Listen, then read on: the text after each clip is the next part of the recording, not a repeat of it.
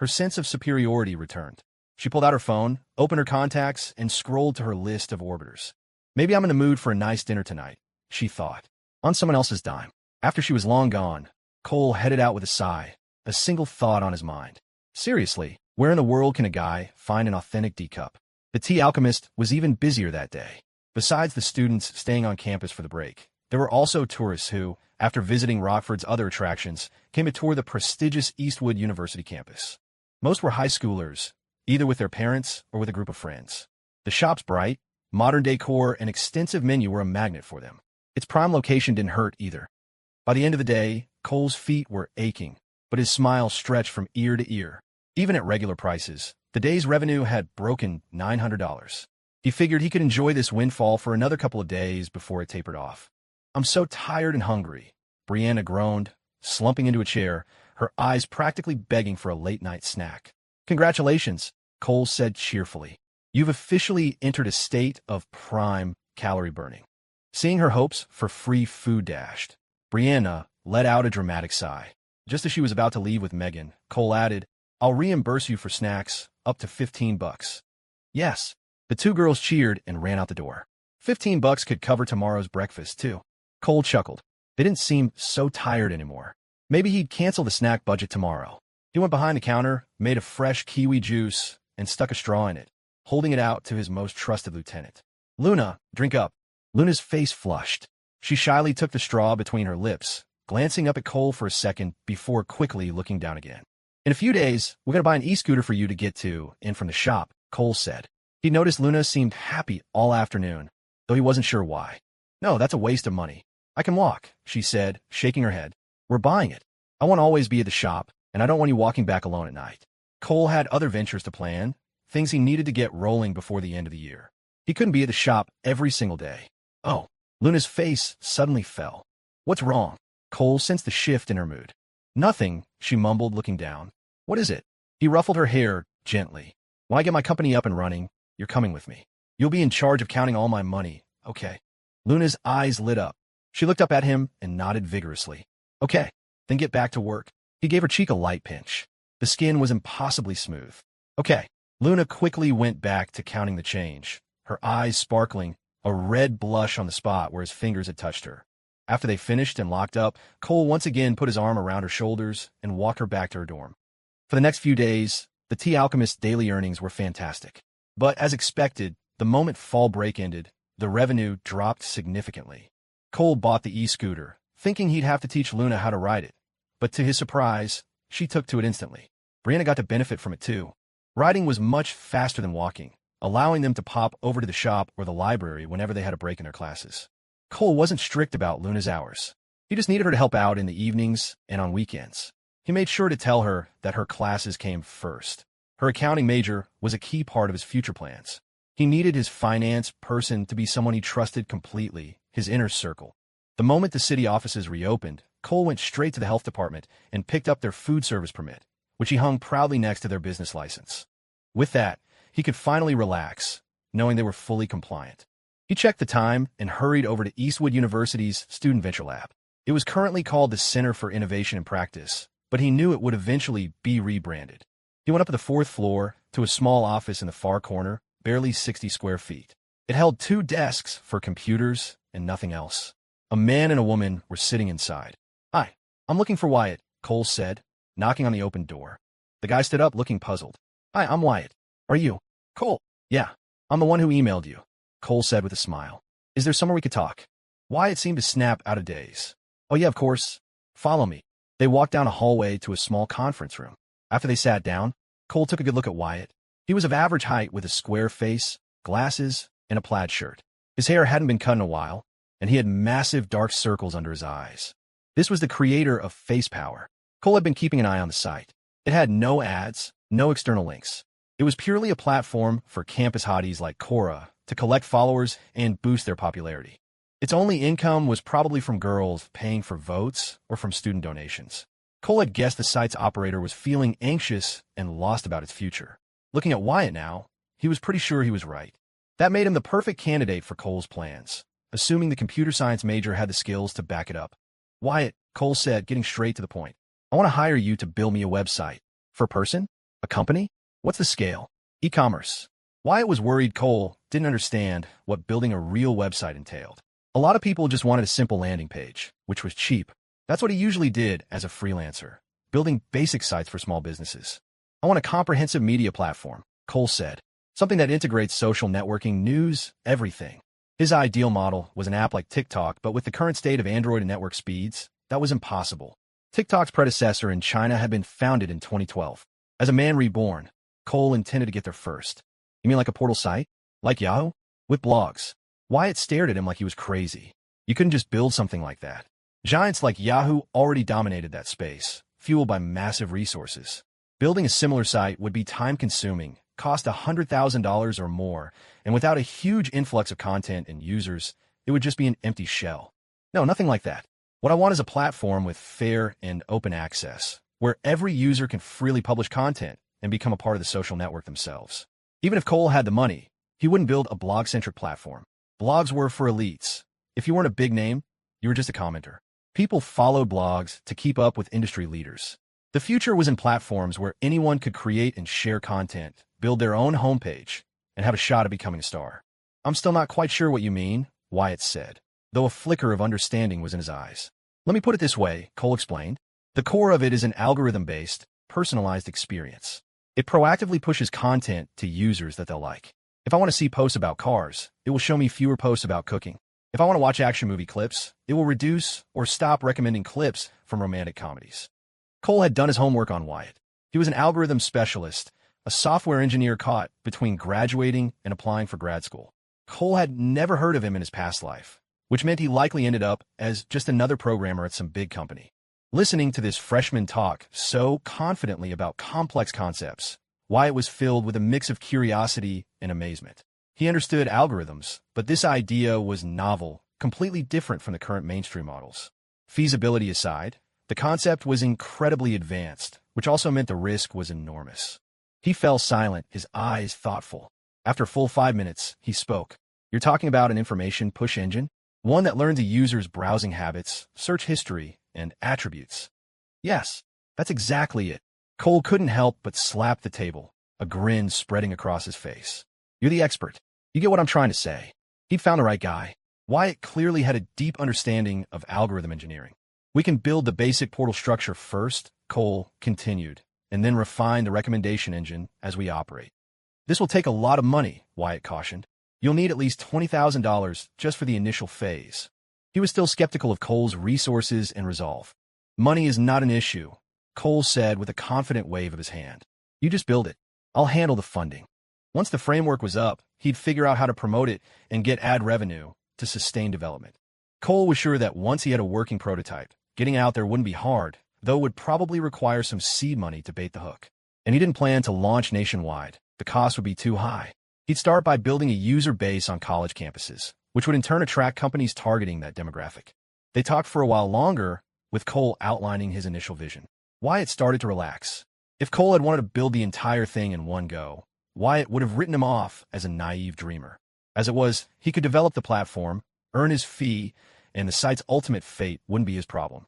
Still, Wyatt was shaken. This was a freshman, just starting college, yet his strategic thinking was deeper than his own, a software engineering major. It was decided that Wyatt would assemble the team. In the meantime, Cole would register the company. They would start development, while waiting for the paperwork to go through to save time. After exchanging contact information, Cole went to the Venture Labs management office. He needed to apply for a space here to rent an office. The main draw was the reduced rent. Successful applicants got significant discounts. You want to build a portal website? The lab's associate director, Professor Diaz, frowned slightly upon hearing Cole's intention. Professor Diaz was a full professor, 51, with stylishly curled hair. She had retired from her administrative post at the university last year and now worked here. Though she was the associate director, the director was a high-level administrator who was rarely around, leaving her in charge of daily operations. Yes, Professor Diaz, here is my business plan, along with my other entrepreneurial credentials, Cole said, handing her a folder. He had come prepared, bringing a proposal he'd drafted a few days earlier, as well as the revenue reports and ownership documents for his tea shop. The latter was to prove he wasn't just messing around. Professor Diaz took the folder and began to read, her focus intense. The university didn't typically encourage freshmen to start businesses. It was too easy to fall behind on foundational coursework. She was worried the student in front of her was just acting on a whim. Cole waited patiently. Nearly half an hour passed. When she finally looked up, he knew she had read it thoroughly. "This is a very novel and interesting idea," she said, "but it will face enormous challenges in the market." She had initially assumed he wanted to build an e-commerce site, which would have been doomed to fail. That market was already cornered by giants unless you had massive capital to burn. But a user-driven, interactive social media site, that had a chance of survival. Moreover, she was surprised by how well-prepared he was, even bringing the documents for his tea shop. Most freshmen were still just kids. This one was already running a business, and a profitable one at that. From that perspective, he was clearly a focused and serious entrepreneur. "Running a media company is very different from a tea shop," she continued. "Are you mentally prepared for the risks you might face?" "I am, Professor Diaz," Cole said, nodding firmly. "I will follow my plan carefully and take full responsibility for the outcome." This was not a rash decision. Professor Diaz nodded slightly. "The purpose of the Venture Lab is to encourage innovative entrepreneurship. Since you have the drive, then of course we can support you." A jolt of excitement went through Cole. He knew the offices here were nice, in a building with elevators. Rent was free for the first year, half price for the second, and the university even streamlined the business registration process. However, Professor Diaz said, hitting the brakes and making Cole's heart skip a beat. "However, your studies will be affected. How do you plan to manage that?" Professor Diaz's question was a relief. For a second, he thought she was going to deny his application. "I'll attend all my classes, except for emergencies when I might have to request an excused absence," he said without hesitation. "I'll also consult with my professors. I will not neglect my foundational first-year courses, I promise you that." Professor Diaz considered this. "You know the consequences if your GPA drops. It will affect your academic progress and graduation. You need to have your priorities straight." "I will keep your words in mind, Professor Diaz. I promise." Cole was deeply respectful. He had done his research on her. A sincere and proper attitude was the key. Any attempt at being slick would have doomed his chances. "And you said your tea shop is staffed entirely by students?" The professor's question shifted, and Cole's spirits lifted. He knew he was in the clear. "Yes," he answered earnestly. "Making money is one reason for the shop, but it's also to provide opportunities for students who want to be self-reliant. And the salary you've listed here, $2,000 a month, you're sure you can honor that?" "Absolutely. I welcome university officials to visit the shop anytime." Cole knew better than to think Professor Diaz's influence didn't extend that far. She was a former dean, a current professor in the Advanced Information Engineering program, and a member of several university committees. She had plenty of clout. "All right, go pick out an office. Once you've chosen one, come back and we'll get the paperwork done." A look of satisfaction had settled in her eyes. The student was well-spoken and mature.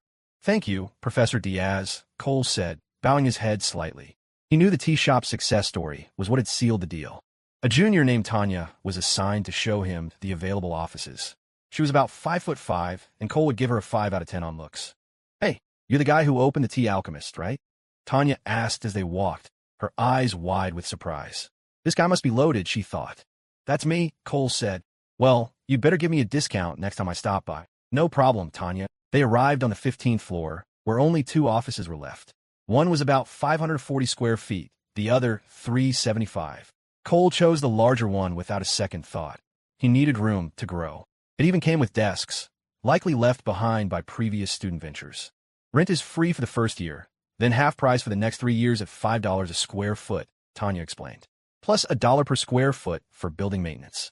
That covers cleaning, but electricity and AC are extra." She looked at the freshman with a sense of wonder. He was just starting out and already launching a real business, while most of his peers were still just dreaming about dating. He was handsome, confident, and mature, the total package. She wondered if he had a girlfriend. "Tanya? You okay?" Cole waved a hand in front of her face. She'd zoned out. "Oh, sorry, just thinking about the paperwork," she said, her face flushing. "The terms are fine with me," Cole said. "Let's go sign the contract." With the keys in hand, Cole went back to Wyatt's tiny office. Wyatt's jaw dropped when he saw them. He already rented it. Getting an office in the Venture Lab was notoriously difficult. His own application had taken 2 weeks. "I'm transferring you $10,000, Cole said. "You'll be in charge of purchasing the equipment. Just make sure to keep all the receipts. Once the team is assembled, we'll all meet." With no official finance person yet, Cole was bypassing procedure to save time. He'd formalize everything once the company's bank account was set up. Okay, sure, Mr. Vance. Don't worry, Wyatt stammered. He couldn't bring himself to call him by his first name anymore. Just call me Cole. Mr. Vance is too formal, Cole laughed. Right, Cole. Calling a freshman by his first name in a boss-like context felt just as strange. There's one more thing I need your help with, Cole said, leading Wyatt out onto the balcony for privacy. Of course, Cole. Anything, Wyatt said, realizing it must be a personal matter. It's about face power, Cole said with a conspiratorial smile. There are 3 profiles on there. I need them taken down. They're people I know, and they're not happy about being on the site. Which 3? Wyatt asked, looking pained. Cole was asking him to gut his own site's star power. Don't worry, none of them are vote-getters. Just take down the names. Jasmine Vance from Eastwood Tech, Serena Shun from Eastwood U, and that one with 0 votes. Take them all down. Posting photos without permission isn't cool, you know? Cole's gaze turned serious. Wyatt felt a sudden, inexplicable pressure. He also felt a pang of guilt. It was true. All 3 had been photographed without their consent. No problem, Cole. I'll delete them right now. Losing those profiles wouldn't really impact his site's revenue, which came from the girls who were actively competing for status. They were mostly just there to attract eyeballs. Thanks. Once the team is together, I'll take you all out for a proper meal. Cole smiled, satisfied. Face power might still be useful in the future. It would be a waste not to leverage all those campus beauties somehow. After settling things at the Venture Lab, Cole hurried over to the main gate of Eastwood Tech. Jasmine was bringing him a care package from home. He was lucky it was October, any earlier in the semester, and he'd have been baking in the sun. After a 20-minute wait, he saw her emerge. Her long, dark hair was draped over her shoulders. She wore a white knit top under a black jumper dress with white flats, her long, slender legs moving with an easy grace. For 2010, the look was incredibly chic and turned more than a few heads. Jasmine's normally cool, composed face broke into a radiant smile the moment she saw him. Today, the formidable upperclassman had a soft, sweet air about her that made Cole desperately want to kiss her. Seeing his mesmerized expression, Jasmine shot him a playful glare and wrinkled her perfect nose. Cole swallowed hard. He couldn't take it. He had to have a kiss before he left. He jogged over and took the bags from her hands. You're a lifesaver, Jazz. Let me express my gratitude with a kiss.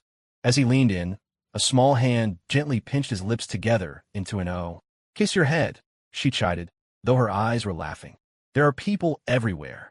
So if no one was around, it would be okay, Cole thought with a secret smile, though he put on a wounded expression. He glanced around. It was true. A lot of students were watching them. What have you been doing? You're all sweaty, she asked, already pulling out a tissue to gently wipe his forehead. Thinking of you, he said smoothly. It made me run faster. The thinking part was true.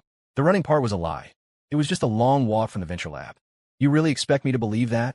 She huffed. It's true. It's been so long. I missed you, Jazz. Seeing her feigned annoyance, Cole felt a surge of boldness and wrapped an arm around her slim waist. Wow, the feel of it, so slender yet soft, was incredible. Let go. Everyone's watching. Have you no shame?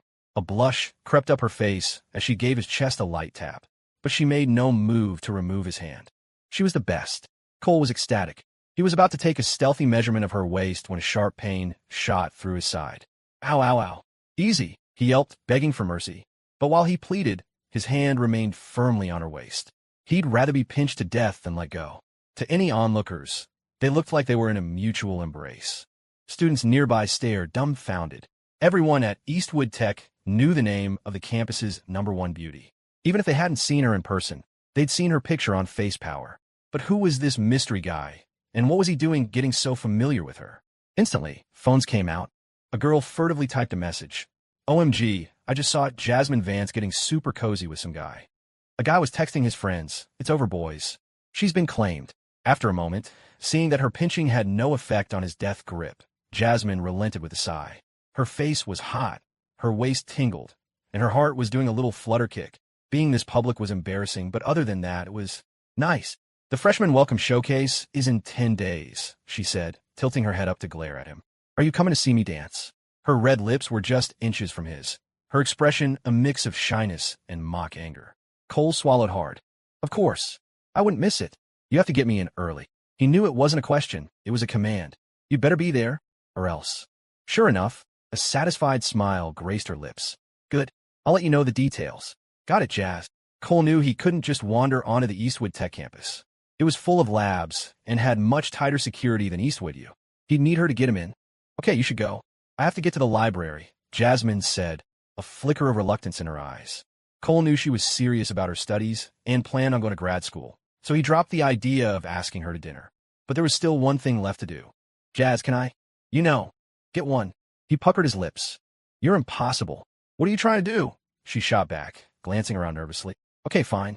I'm leaving then, Cole said, his face a mask of disappointment, hurt, and pathetic misery. He laid it on thick. Jasmine rolled her eyes. Oh, please. Keep acting. You've been pulling that routine since you were 3. Huh, I have. Cole's act crumbled.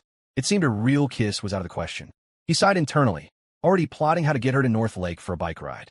Then he heard her say softly, "Make it quick." The words were like a presidential pardon, igniting a surge of positive energy in him.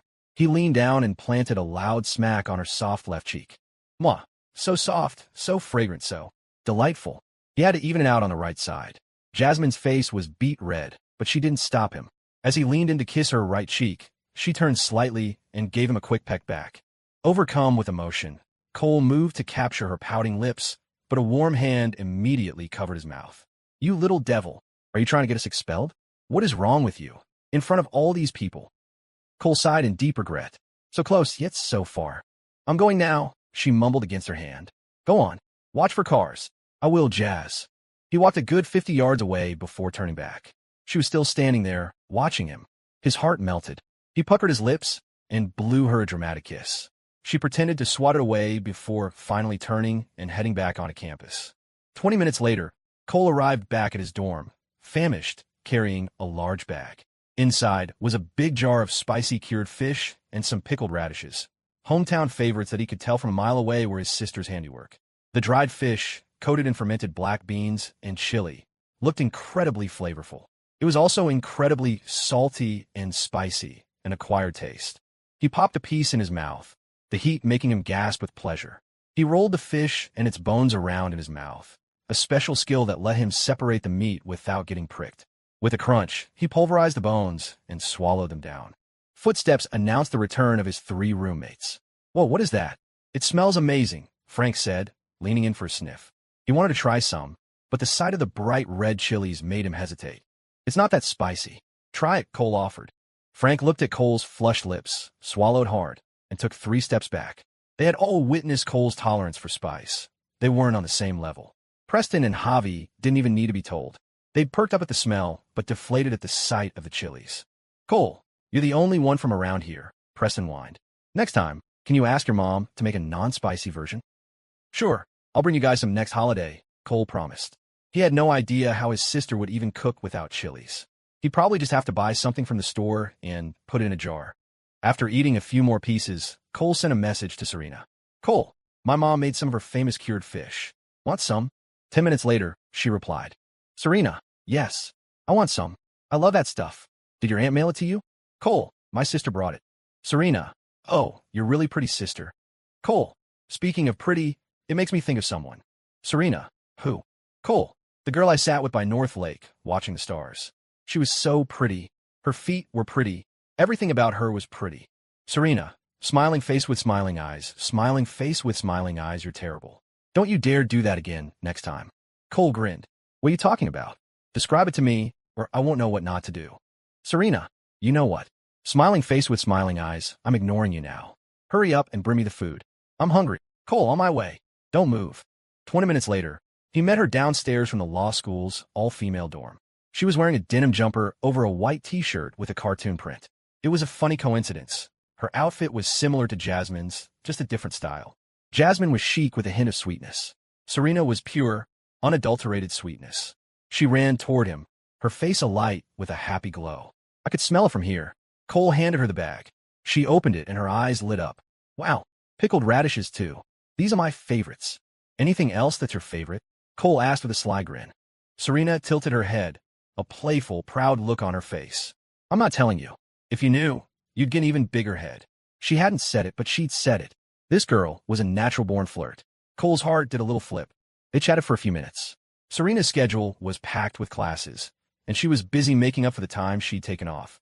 She wouldn't be able to hang out with him for a while. Cole understood. Law was a demanding major.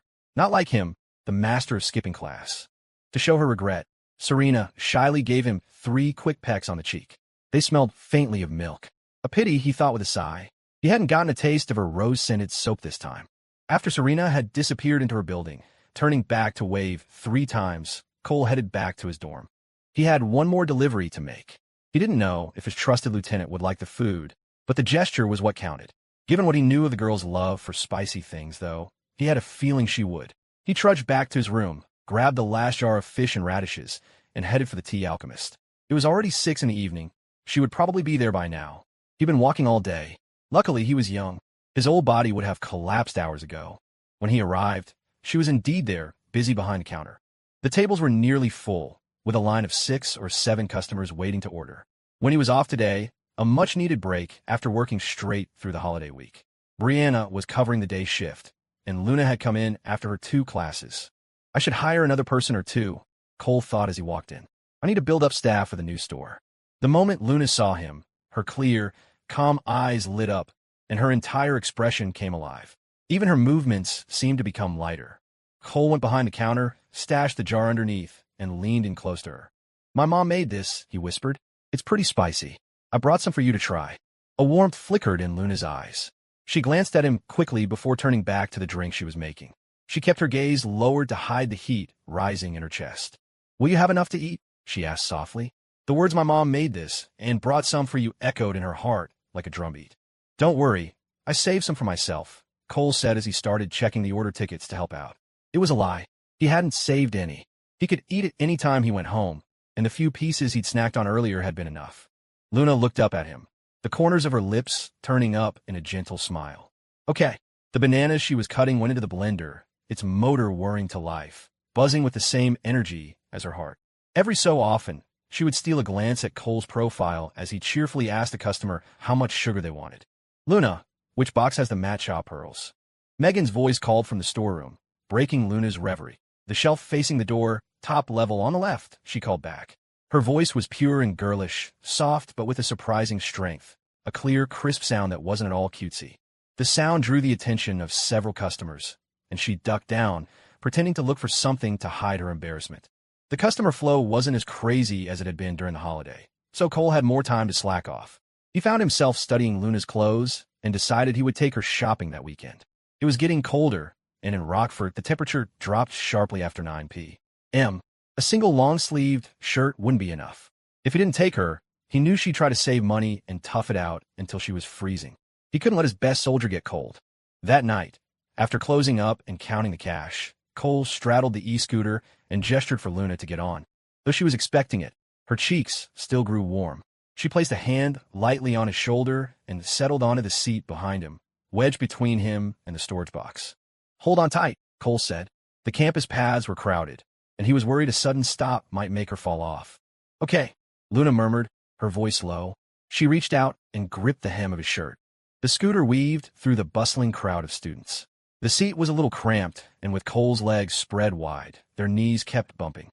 Each touch sent a strange jolt through Luna, making her feel shy and flustered. The slightly slanted seat made her slide forward. Brianna always just pressed right up against him, and Luna knew what that solid contact felt like. She kept trying to discreetly shift her weight back. It would be so embarrassing to be pressed up against him like that, but a secret part of her kind of wanted to. The broad back in front of her smelled faintly of sweat, a slightly sour but strangely pleasant and reassuring scent. Her hands, which had started by pinching a tiny bit of fabric, had unconsciously grabbed a whole handful, her small fist now resting naturally against his waist. Not many people rode e-scooters on campus. Most had bikes. Cole skillfully navigated around the students, driving steadily toward the accounting major's dorm. The trip was over far too quickly. Luna got off the scooter with a sense of loss. It was strange. The ride never seemed this short when she was with Brianna. "I'm heading back," Cole said, locking the scooter and handing her the key. "Okay," Luna nodded. The dim yellow streetlight obscured the reluctance in her eyes. Maybe she should just start walking again, she thought. Just as she always did, she stood on the 6th-floor balcony, her eyes following his retreating figure until it disappeared from view. 2 days later, Wyatt called. The team was assembled. Cole hurried to room 1520 in the Venture Lab building. Inside, 4 new computers were set up. Besides Wyatt, there were 3 other people. The girl was the same one who had been with Wyatt before, Jenna. There was a guy with glasses named Leo, and another slightly chubby, round-faced guy named Marcus. Cole shook each of their hands with a wide smile. After introductions, they sat down for their first official startup meeting. The 2 new guys looked at him with surprise. This person didn't seem like a freshman at all. If they didn't know better, they'd have thought he was a seasoned professional. Our company is just starting out, so we can't compare to the big tech firms, Cole began. But I don't deal in bullshit. Your base salary will be $5,000 a month, standard for a new hire in the industry, with bonuses on top of that. As project lead, Wyatt gets an extra $1,000. I'll work on adding other benefits as we go. But I can promise you this. You will never be undercompensated for your work. I only have one requirement. Build me the product I envision. It doesn't have to be perfect in one go, but we must stick to that core concept. Cole had no intention of talking tech with a room full of experts. That would just make him look foolish. He focused on what he could control, compensation and vision. He didn't want to talk about corporate culture, either. That was for successful companies. His speech made all 4 of them widen their eyes in surprise and delight. As far as they knew, a post-graduation job at a big company in a major tech hub would start at around $5,000 a month, and that was with a degree. They were still juniors, still learning, and they were already being offered that kind of salary. It was a fantastic and unexpected offer. For a junior in college, $5,000 a month was a huge income, not to mention bonuses. Don't worry, Mr. Vance, Wyatt said excitedly. I've already held a preliminary meeting and clarified our main objective. We'll give you a satisfactory result as quickly as possible. It wasn't just the $6,000 salary that thrilled him. It was that Cole had officially recognized him as the leader. If the company took off, his position as an executive was practically guaranteed. Just do your best. Haste makes waste, Cole said with a smile. Make sure you all get some rest, too. Let me know immediately if you need anything. My job is to get you the money. Oh, Cole, Wyatt said, quickly grabbing a folder from the desk. Here are the receipts for the computers. We built them ourselves, so the invoices are for individual parts. Great. I don't care what you use, Cole said, taking the folder without opening it. Like I said, I handle the money, you handle the results. He then added, I'm transferring another $10,000. Let me know if it's not enough. Thank you for your trust. We will actually need to spend more, Wyatt said, nervously watching Cole's expression for any sign of displeasure. I don't want to use cloud services. I want to buy our own hardware servers, which will be a major expense. No problem. You make the call, Cole said with a dismissive wave, not a hint of concern on his face. Wyatt was about to say more when Cole's phone rang. He stopped himself. Cole glanced at the screen. It was Luna's number. She never called unless it was an emergency.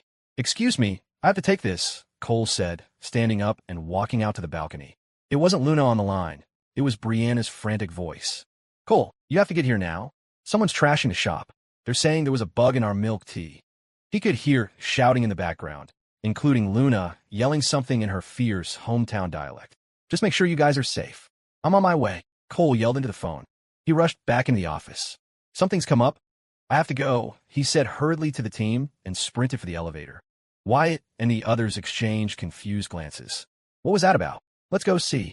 Jenna, you stay here, Wyatt decided instantly. When they got to the hallway, the elevator was still stuck on the 5th floor. Cole was gone. He must have taken the stairs. Wyatt and the other 2 guys immediately gave chase, hoping they could help. Downstairs, they saw Cole's back as he sprinted away.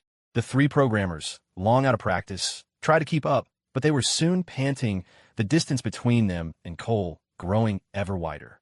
Wyatt guessed the trouble was at the tea alchemist, so he wasn't worried about losing him. Students along the path stared at the frantic figure, wondering what was going on. Was he chasing after a girlfriend? By the time Cole, gasping for breath, reached the shop, a chaotic scene greeted him. A crowd of students had gathered, watching as 3 men with buzz cuts stood in the doorway, shouting. So now you think you're in the right? If you don't make this right today, you can forget about staying open.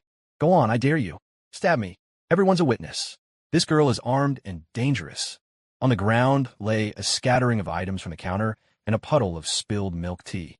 Cole pushed through the onlookers and immediately saw Luna, standing her ground just inside the door, holding a fruit knife high.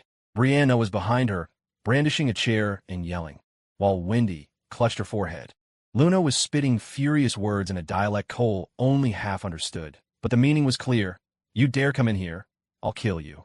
The normally gentle girl was a vision of icy fury. The moment she saw Cole, her eyes filled with tears of relief and indignation. Her lips trembled, but she forced herself to keep glaring at the three men. Cole's eyes swept over the overturned table. He walked to Luna's side and gently took her hand, which was gripping the knife so tightly her knuckles were white. "Here," he said softly. "Give me the knife. It's okay. I'm here now." Her tense fingers relaxed. Cole took the knife and set on the counter. He then took both of her hands in his. "Let me see. Are you hurt?" At his warm words, Luna's composure finally broke. The tears she'd been holding back streamed down her face. "They planted the bug themselves," she sobbed. "There are never bugs in our tea." I know. It's okay. Go inside and wait," Cole said, turning her by her stubborn shoulders. "I've got this. You and Brianna go check on Wendy's head." "Okay. Be careful," Luna choked out, looking at him with worried eyes. "I will. Don't worry." Cole then turned to Wendy. "Wendy, go sit down inside. Brianna, you and Luna take a look at her head. Campus police will be here any minute." Brianna and Luna helped Wendy to a table further inside the shop. The three men outside were still yelling. "So you're the damn owner? Huh? There was a bug in our drink. What are you going to do about it? A disgusting place like this should be shut down." From their accents, Cole could tell they were locals, their voices grating and loud. He suppressed his rage and walked calmly to the doorway. "You're the ones who trashed the place, and you're the ones who hurt my employee. So what if we did?" One of the men, who looked to be in his 30s, sneered. The other two chimed in. "You want us to trash you too? And I'm telling you, if you don't sort this out, you're not staying in business." Their expressions were vicious, but faced with Cole's 6-foot frame, they didn't dare get physical. "Whether there was a bug in the tea or not, I will provide evidence to the police," Cole said, his voice dangerously calm. "If there was, I'll compensate you accordingly. If there wasn't, you will face the consequences for your actions." He knew this had to be a setup. In an era before viral videos, this was how you cause trouble. "That's hilarious. You think I'm scared of you calling the cops when your drink is full of bugs? If you don't call them, I will," the 30-year-old scoffed. "Then we'll wait for the police. But let me remind you, this is university property, and we are students at Eastwood University." Cole knew these kinds of lowlifes were familiar with the police and probably had their story straight. But this was Eastwood's turf. "So what if you're students? You think I'm scared of some college kids? Does being a student give you the right to sell drinks with bugs in them?" The man was still glaring, but his gaze started to flicker. A few minutes later, a patrol car pulled up. It was from the local precinct.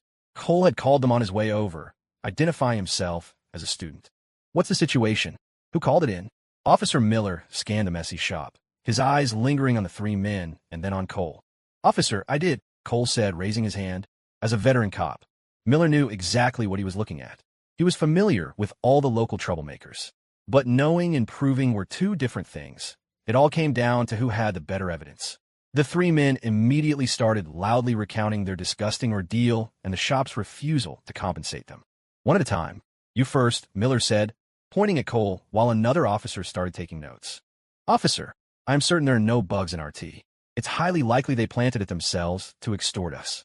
"I have proof," Cole said, gesturing to the back of the shop. "Follow me." Miller followed him, intrigued. When he saw the metal security system cabinet, he understood.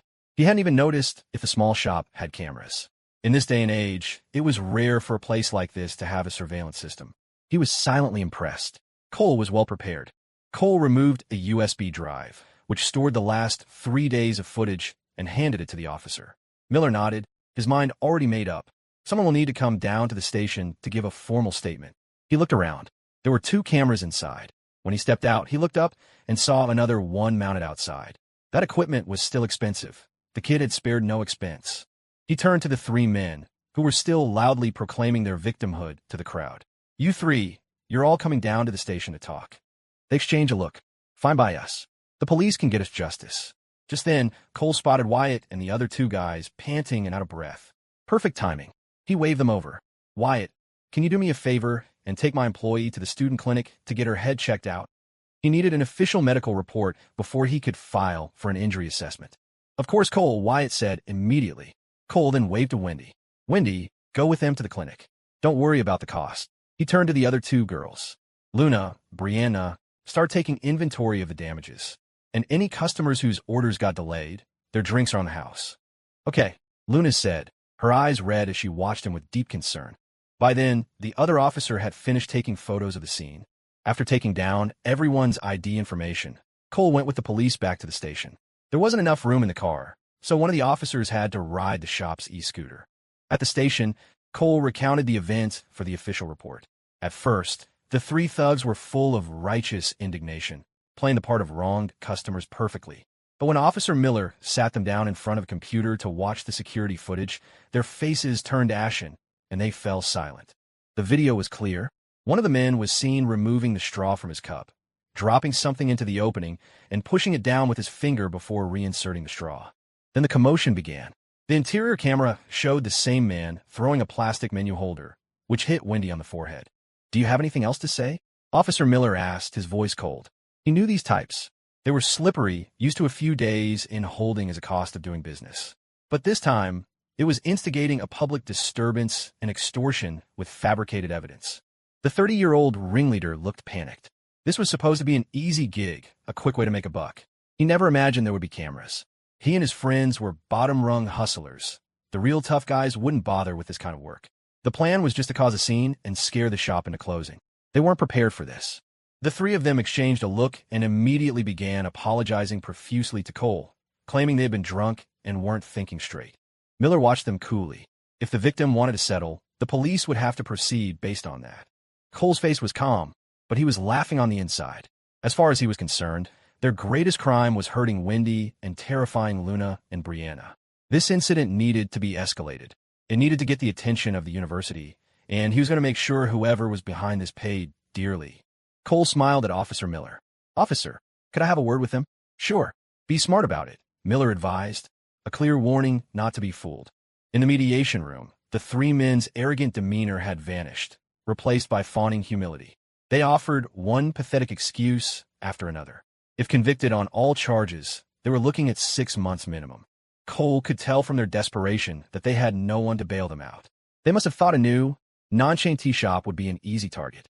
"Tell me who hired you," Cole said flatly.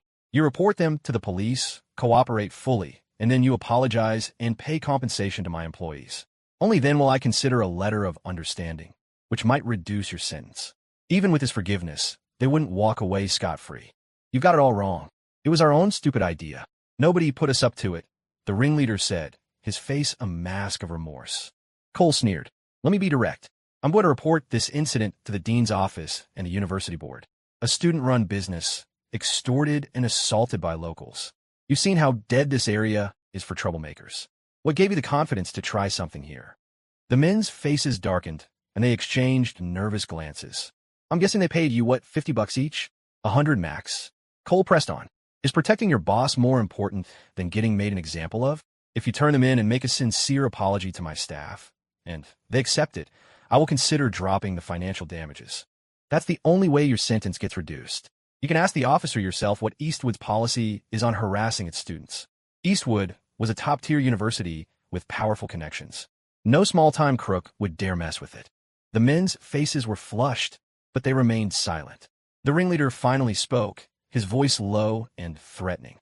"Your employee threatened us with a knife. That's a crime, too. If we press that, she's not walking away clean either." Cole had been expecting this. He laughed. "She's from rural West Virginia. You threatened her, and she defended herself. Where she's from, that's normal. To be honest, you're lucky you're not dead. I already mentioned it to the officers. Go ahead and ask them." The room fell silent. The men's faces a mixture of anger and fear. Cole delivered the final blow. "You're in the game. You take the fall. Your only option now is to minimize the damage. I'm giving you 1 minute. Then I'm walking." A minute later, Cole stood up to leave. "Wait," the ringleader called out. "Are you sure you'll write the letter of understanding if we do what you say?" "I'm sure," Cole said, turning to look them dead in the eye. Keeping these three locked up did nothing for him. He wanted the person who hired them. "Fine. We got played. We'll talk." "Good," Cole said with a cold smile. "You're not important to me, but you still have to get my employees to forgive you. Money was one thing. People were another." When Officer Miller returned, he received 3 full confessions. To Cole's surprise, the mastermind wasn't one of the rival tea shops. It was the owner of a beef noodle stand in the food court near Eastwood Tech. The rest was out of Cole's hands. The 3 men were taken to a holding cell, and Miller left with another officer to go invite the beef noodle proprietor for a chat. Cole rode the e-scooter back to the Tea Alchemist. When Luna saw he was okay, a wave of relief washed over her. When he was also back from the clinic, a lump on her forehead. Wyatt and his 2 friends were sitting at a table, sipping milk tea. The shop was mostly back to normal. "Wyatt, thanks for your help. You guys can head back," Cole said. No problem. Call us if you need anything. Cole checked on Wendy's injury. Luckily, the skin wasn't broken. Wendy, take a few days off with pay. And there's a $500 bonus for all three of you. Wendy, you get an extra $50 for your trouble. It's okay, boss. It just hurts a little, Wendy said, touched. You're such a great guy. Great guy? Why was she insulting him? Cole gave her a long look, half tempted to rescind her bonus. Wendy shivered, suddenly feeling a chill in the air. Brianna was grinning from ear to ear. $500. She was rich. Luna, come here second, Cole said when there was a lull in customers. He gestured for her to follow him into the storeroom. He didn't turn on the light. The dimness was perfect for a private conversation. Luna walked in, her hands folded in front of her, her eyes shining in the dark. Even in the shadows, her gentle beauty was undeniable. Thinking of how she had fearlessly faced down those three thugs, Cole's heart filled with warmth and a fierce protectiveness. He reached out and gently stroked her hair. If something like this ever happens again, he said softly, just protect yourself. Let them break things. None of that is important. Your safety is what's important. Understand? His gentle touch on her head and his concerned words were too much. Her composure crumbled again. Her lips trembled and tears streamed from her eyes. I just wanted to protect your shop, she choked out, her voice thick with tears. The words hit Cole like a punch to the gut.